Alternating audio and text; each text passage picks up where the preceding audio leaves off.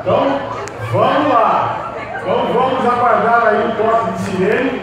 Nós que faremos primeiramente a operação de jusante para montante, que é a subida. O tempo de enchimento é de 12 minutos. Nós que vamos subir 26 metros, serão necessários 50 milhões de litros de água para concluir o enchimento da encruza. E assim nós vamos sair na parte de cima do rio lá montante. Vocês viram a quantidade de água que é necessária para subir o rio? 150 milhões. Ela é em duas partes, cada uma pesando 45 toneladas. Só lembrando que a eclusa aqui de Barra Bonita foi a primeira eclusa da América Latina a entrar em funcionamento. Isso lá em 1973.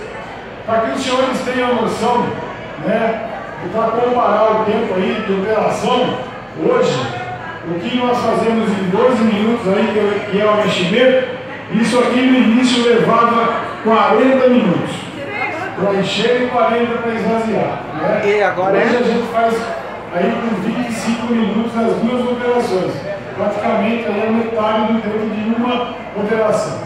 Essas boias amarelas que os senhores veem aí na lateral, ela é exatamente aí para manter a embarcação atracada, conforme os senhores veem aqui, né? Que faz parte aí das normas de segurança, tá certo? Então, nós vamos acompanhar aí a operação de subida, que é de José para montante. Nós que vamos aguardar aí então esse tempo de enchimento. E só lembrando também que o número de embarcações dentro da câmara varia conforme o tamanho de cada embarcação, correto? Havendo dúvidas, eu estou à disposição, assim como, né, os nossos tripulantes também podem responder aí. É o canal do Márcio Winehouse.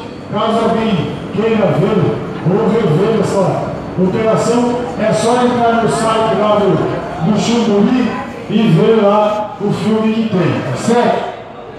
Então, vamos acompanhar aí a operação de subida. Os senhores não ouviram ainda aí um complemento. Isso vai sair aí em toda a extensão do mar. Ok? Muito obrigado.